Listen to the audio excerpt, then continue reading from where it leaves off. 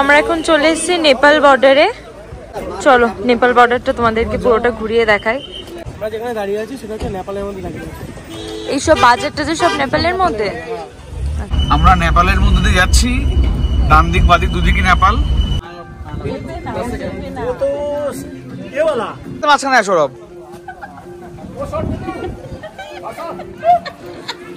আর বাবার একটা সমস্যা হয়েছে। কি সমস্যা বাবা বলো? শিরা প্যান। বোনার জন্মদিনের happy birthday gift chocolate. Chocolate এটা নিলে ৮,০০০ টাকা কেজি।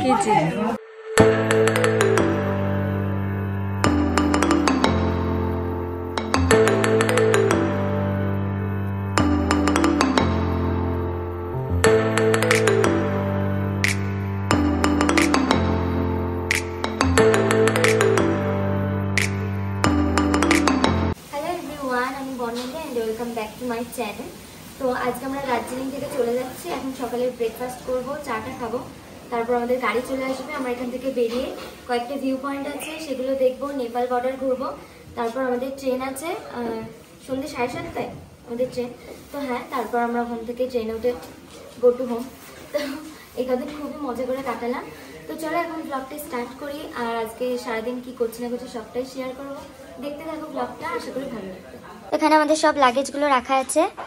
আর এই যে মা ঠান্ডা লাগছে। কেমন ঘুরলে? খুব সুন্দর, মজাই মজা। আর যা শপিং করলে সেগুলো তো তুলনা নেই, বাবা দেখাবো পরে, ভরে ভরে দেখাবো। আর এদিকে সবাই রেডি হয়ে দাঁড়িয়ে আছে। দেখি সৌরা, ওই বলো। এদিকে সবাই লাইন দিয়ে দাঁড়িয়ে আছে, মনে হচ্ছে এদের কোনটা মুন্না ভাই?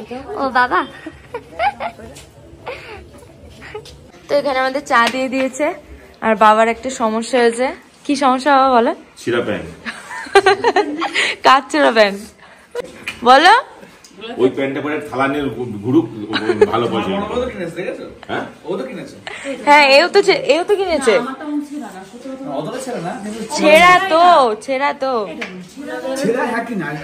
বাবার আমার আর দিদির সমস্যা। আমিও বলছি ছেঁড়া তো কিনে দিয়েছি।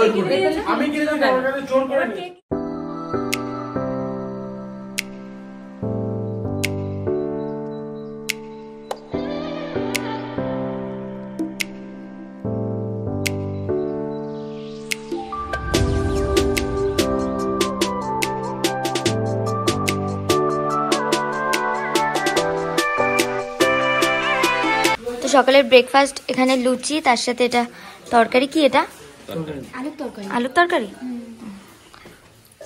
তো চলো ব্রেকফাস্টটা করে নি। এটাকে দিদি। এটা ছিল দার্জিলিংয়ের আমার লাস্ট ব্লগ। আর আমি তোমাদেরকে বলেছিলাম আমার লাস্ট ব্লগে আমি হোটেল ডিটেলস তোমাদের সাথে শেয়ার করব। আর তোমরা অনেকেই আমাকে কমেন্ট করেছো আমি যেন তোমাদের সাথে এই হোটেলের ডিটেলসটা শেয়ার করি। এই হোটেলটা ছিল দার্জিলিংয়ের ম্যাল রোড থেকে 1-2 মিনিটের হাঁটা পথে। এই হোটেলের নাম ছিল পিক টু পিক্স হোটেল। এই হোটেলে থাকার সাথে ব্রেকফাস্ট, ডিনার এগুলো সবই ইনক্লুডিং। আর যদি তোমরা লাঞ্চ করতে চাও তাহলে ওদেরকে আগের থেকে একটু বলে রাখতে হবে।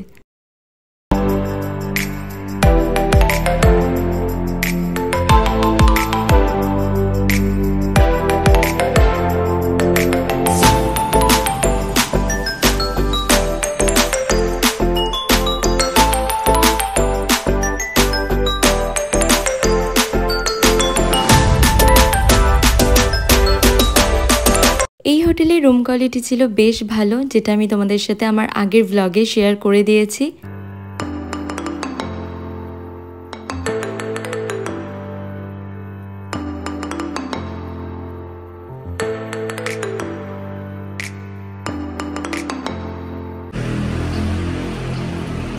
আমার একদম বাড়ি যেতে ইচ্ছা করছে না। ছোটোখাটো পাহাড়ি ট্রিপে দার্জিলিং ট্রিপ আমার সত্যিই খুব ভালো লাগে।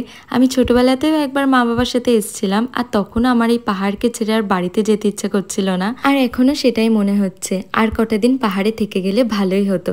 আর দার্জিলিংয়ে এসে আমি এত সুন্দর সুন্দর এক একটা ডগি দেখেছি যে দেখে মনে হচ্ছে একটা দুটোকে গাড়িতে তুলে বাড়িতে নিয়ে যাই। সত্যি ওরা এত কিউট। বোনার জন্মদিনের happy birthday gift chocolate. Chocolate আমরা দার্জিলিংয়ে গেছিলাম এপ্রিল মাসে, আর যেদিন দার্জিলিং থেকে চলে আসছিলাম তার এক সপ্তাহ পরেই ছিল আমার বার্থডে। তাই বাবা সবার জন্য একটা করে চকলেট কিনেছে আমার বার্থডে উপলক্ষে, আর আমাকে বললো সবাইকে একটা করে দিয়ে দিতে।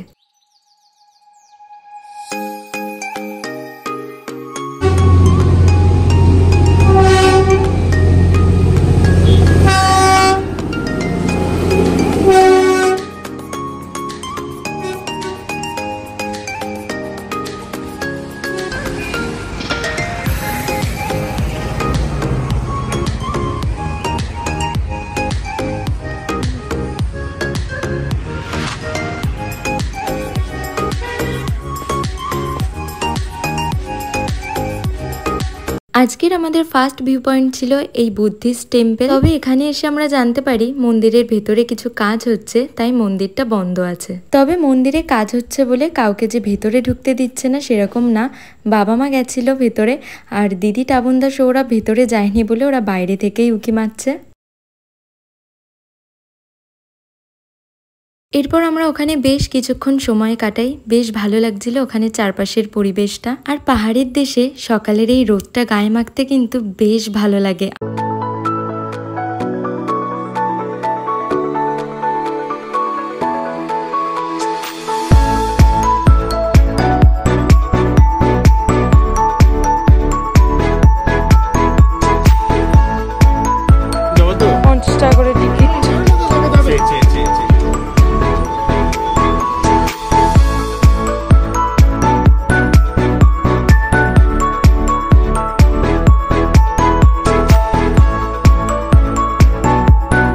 আমাদের নেক্সট ভিউ পয়েন্ট ছিল বাতাসিয়া লুপ।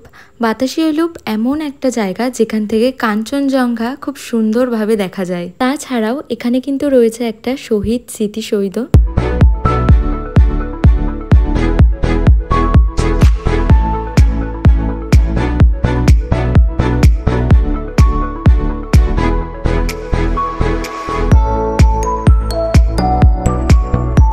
মা পাহাড়ের রাস্তায় হেঁটে হেঁটে আর অবস্থা খারাপ।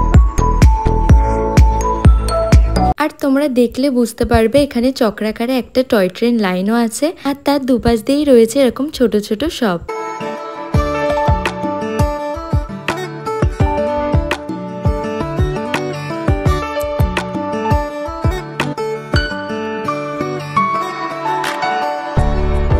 তবে এখানে বাইনাকুলারের ব্যবস্থাও আছে। এই বাইনাকুলারের মাধ্যমে কাঞ্চনজঙ্ঘার কাছের দৃশ্যটা সুন্দরভাবে দেখা যায়। बास्केट इसी में 50 टका में ड्रेस पूरा। आइए ना सासने का साज देंगे पूरे देंगे आपको भाई होगा। आइए ना ज्यादा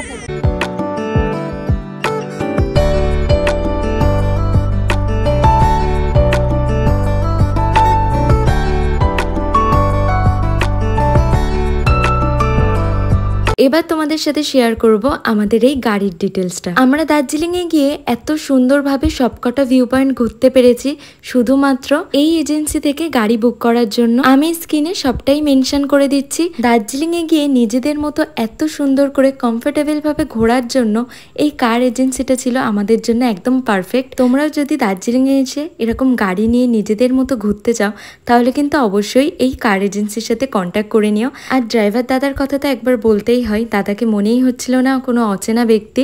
দাদা এতটাই আমাদের সাথে বন্ধুর মতো মিশে গেছিল। তো নেক্সট আমাদের পাহাড়ে ঘোরার প্ল্যান হলে আমরা কিন্তু এই দাদার সাথেই কন্ট্যাক্ট করব, আমাদের এটা বলাই আছে। তো বেশ অনেকক্ষণ পাহাড়ি রাস্তায় ঘোরাঘুরির পর আমরা চলে এলাম একটু চা কফি এগুলো খাওয়ার জন্য, একটু ব্রেক নেওয়ার জন্য।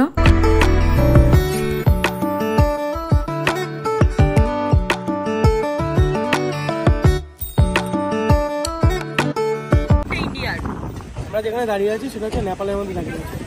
এইসব বাজেটটা যে সব নেপালের মধ্যে। আচ্ছা তুমি এই রাস্তাটা দেখো, এই রাস্তাটা হচ্ছে ইন্ডিয়ার মধ্যে, ঠিক আছে? হ্যাঁ, ওই দিকটা ইন্ডিয়া, ডান দিক সাইডটা নেপাল, আর এই দিকের সাইডটা নেপাল সাইড। নেপালের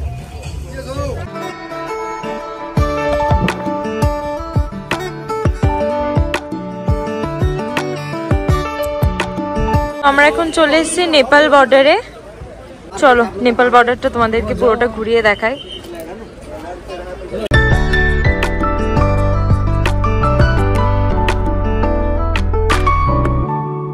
ওয়েলকাম টু নেপাল। আমরা এখন চলে এসেছি নেপালে। আর নেপালে ঘোরাঘুরির জন্য আমাদের কিন্তু আলাদা করে এরকম মারুতি বুক করে নিতে হয়েছে।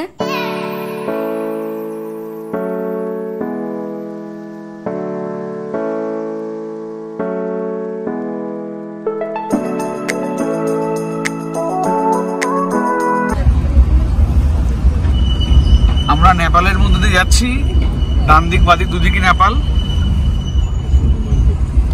পশুপতি মার্কেটে যাচ্ছি, তার আগে একটা মন্দির আছে, মন্দির দেখে আমরা ওই মার্কেটে ঢুকবো। গাড়ির নাম্বারগুলো সব নেপালের যে সমস্ত নাম্বার আছে সেই সমস্ত নাম্বার। टेम्पल है, टेम्पल कहाँ पर है? ये बोर्ड देखो ना, ये टेम्पल है। यहाँ से दोनों तरफ मार्केट करके नीचे स्टेशन है, वहाँ से रिटर्न हो जाएगा। और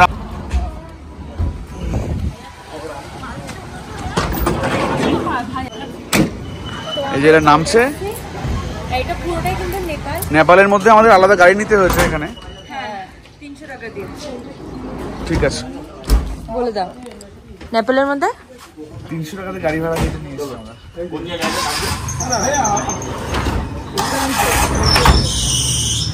আমরা পৌঁছে গেছি নেপালের মার্কেটে। আর এখানে এসে যেটা দেখতে পারলাম, এখানে প্রচুর দোকান, তবে এই জায়গাটা অনেকটাই ফাঁকা ফাঁকা।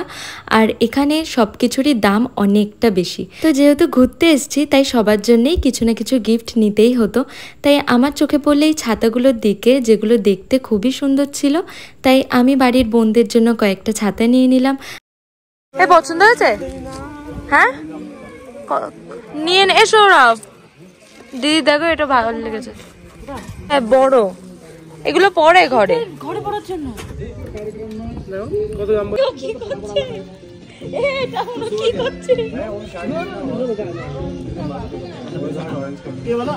এসো, দেখ যদি হয় এটা নিয়ে নাও। ভাই हो जाएगा। এসো না, নাচ করে নাচ। বাবা ওইখানে নাচ করছে। সুন্দর লাগছে রে। রং খেলার জন্য ওটা নিতে হবে। বাহ,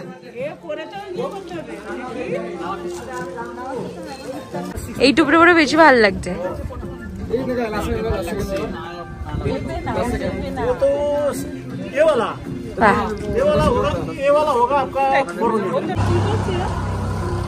এটা নাচ কর, নাচ কর। এই রাস্তা মাঝখানে আসো রব।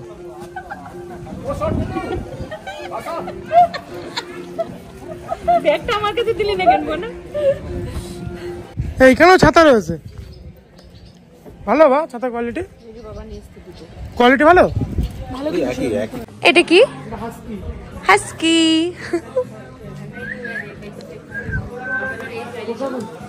পোষা না? দারুণ সুন্দর। ও কি কিউট, হেভি কিউট। চলো এসো।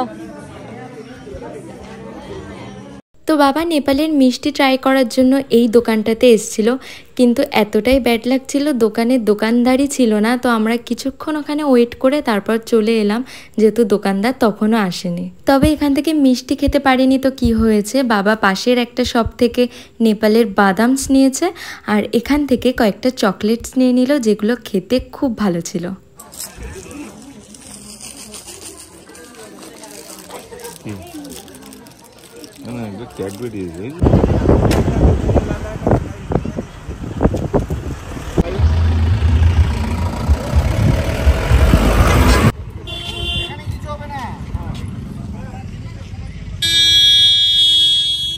আমাদের দার্জিলিং ট্রিপের লাস্ট ভিউ পয়েন্ট ছিল এই টি গার্ডেন। চারিদিকেই শুধু চা বাগান আর চা বাগান। ওই দেখো, ওনারা চা তুলছে।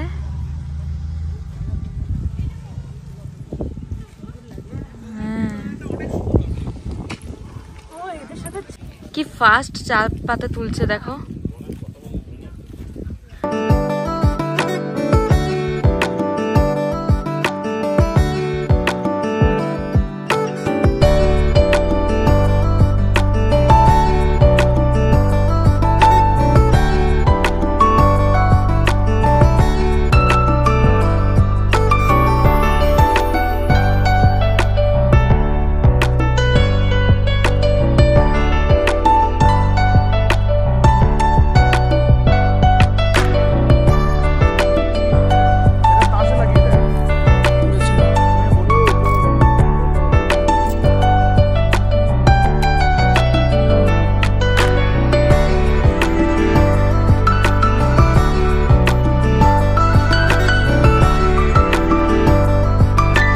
টি গার্ডেনটা ভীষণ সুন্দর, আমরা এখানে অনেক ছবি তুলেছি আর ভিডিও করেছি। আর এখান থেকে এখন বাবা চা পাতা কিনছে। এটা নিলে 8,000 টাকা কেজি।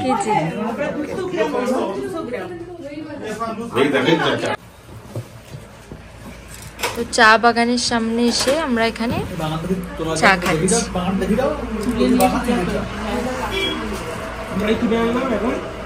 এখন তুলে না, এখন বানিয়ে খাচ্ছ? হ্যাঁ বাবা, ওই যে চা বাগান, ওই যে এইদিকে আমরা চা খাচ্ছি বাগান থেকে তুলে এনে, তাই তো সৌরভ? এসব ভাওতা জিনিস কতদিন চলবে?